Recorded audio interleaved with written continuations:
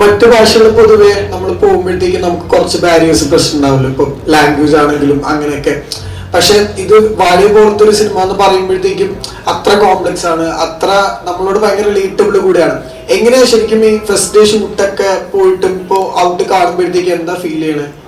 ഞാൻ ഇന്നാണ് actually cinema കാണുന്നത്. എനിക്ക് കാണാൻ പറ്റിയിരുന്നില്ല, ഞാൻ ഒരാഴ്ചയായിട്ട് പനി പിടിച്ച് കിടപ്പായിരുന്നു. ഞാനും ആദ്യമായിട്ടാണ് ഇവിടെയാണ് സിനിമ കാണുന്നത്.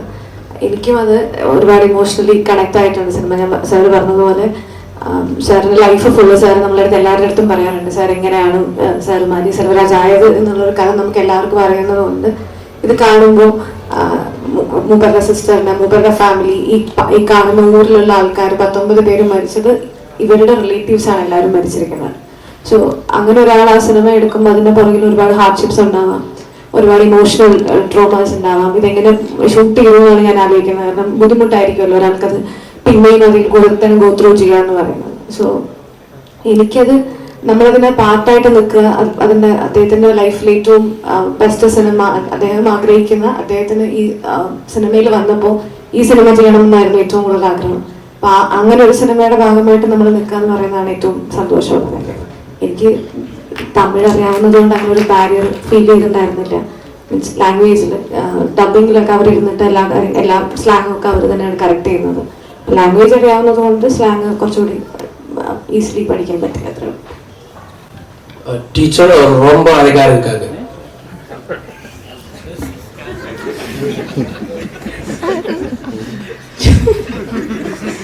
അപ്പൊ ഈ കുട്ടികൾ ഭയങ്കര അസാധ്യമായിട്ട് ചെയ്തിട്ടുണ്ട്. അപ്പൊ ഈ കുട്ടികളായിട്ട് എങ്ങനെയാണ് ഈ കണക്ഷൻ വന്നത്? എങ്ങനെയാണ് ഒരുമിച്ച് ചെയ്യുന്ന സമയത്ത് എല്ലാവരും സംസാരിക്കുക, എങ്ങനെയാണ് കണക്ഷൻ? രണ്ട് ബോയ്സ് മാത്രമല്ല, സ്കൂളിലുള്ള എല്ലാ പിള്ളേരും ഭയങ്കര എന്താ പറയാ കുസൃതി പിള്ളേരാണ് എല്ലാവരും. ഇവരാണെങ്കിലും ശരി എല്ലാവരും. അതുകൊണ്ട് തന്നെ എന്ന് പറഞ്ഞാൽ ഞാൻ പറഞ്ഞില്ലേ ആ സിനിമയിൽ അഭിനയിച്ചിരിക്കുന്ന ഞങ്ങൾ കുറച്ച് പേരല്ലാതെ ബാക്കിയുള്ളവരെല്ലാം അതിൻ്റെ ജൂനിയർ ആർട്ടിസ്റ്റുകൾ അടക്കം നാട്ടിലുള്ള ആൾക്കാരാണ്. അപ്പൊ അവർക്ക് ഇപ്പൊ നമ്മുടെ ഡയലോഗ് തെറ്റിപ്പോയാലും ഇവന്മാർ നമ്മളെ കളിയാക്കും, ഇവന്മാര് നമ്മളെ പുച്ഛിക്കും. എന്നെ ഒരാൾ പുച്ഛിക്കാന്നൊക്കെ പറഞ്ഞ് ആലോചിക്കും. അപ്പൊ അങ്ങനെ ഉണ്ട്. അപ്പം നല്ല കുട്ടികളാണ്. നമ്മൾ അഭിനയിക്കുമ്പോഴും നമുക്ക് ഭയങ്കരമായിട്ടൊരു ഇവർ ഇത്രയും നന്നായിട്ട് അഭിനയിക്കോ, ഇവർക്ക് അവർ അഭിനയിക്കുകയാണെന്ന് അവർക്ക് അറിയില്ല. അവരുടെ അടുത്ത് പറഞ്ഞു കൊടുക്കുന്ന കാര്യങ്ങൾ അവർ ചെയ്യാണ്. നമ്മൾ എല്ലാം ഫീഡ് ചെയ്ത് കൊടുത്തിട്ടാണ് അവരുടെ അടുത്ത് നമ്മൾ വാങ്ങിക്കുന്നത്. പക്ഷെ അവർക്ക് അറിയില്ലല്ലോ അവരെങ്ങനെയാണ് അഭിനയിച്ചിരിക്കുന്നത് എന്നുള്ളത്. എനിക്കും ഈ സിനിമ ഇറങ്ങുന്നതിന് മുന്നേ ഏറ്റവും ആഗ്രഹം അവർ ഈ സിനിമ കാണുമ്പോൾ എങ്ങനെയായിരിക്കും അവർ ഫീൽ ചെയ്യുന്നത് എന്നുള്ളതായിരുന്നു. അല്ലെങ്കിൽ അവർ ഒരു ആക്ടേഴ്സ് ആയിട്ട് വന്ന് നിൽക്കുമ്പോൾ ഒരുപാട് മീഡിയ ഉണ്ടാവും, ഒരുപാട് ആൾക്കാർ അവരെങ്ങനെ അതെങ്ങനെയാണ് അവർ റിസീവ് ചെയ്യുക എന്നുള്ളത് അറിയാൻ എനിക്ക് ഭയങ്കര ആഗ്രഹം ഉണ്ടായിരുന്നു. ഞാനത് ഭയങ്കര എക്സൈറ്റഡ് ആയിരുന്നു. എനിക്ക് അവർ ഞങ്ങൾ പോയിരിക്കുന്ന എല്ലാ പ്രോഗ്രാംസിനും എനിക്ക് അവരെങ്ങനെ കാണും, ഞാൻ എവിടെ ഇരുന്നാലും ഇവരെ നോക്കും. കാരണം ഇവരത് എങ്ങനെയാണ് എൻജോയ് ചെയ്യണമെന്ന് അറിയാൻ അതെനിക്ക് ഭയങ്കര എക്സൈറ്റിംഗ് ആയിരുന്നു. ഒരു ഡാൻസ് പെർഫോമൻസ് എങ്ങനെയാ, എളുപ്പമായിരുന്നു അതോ?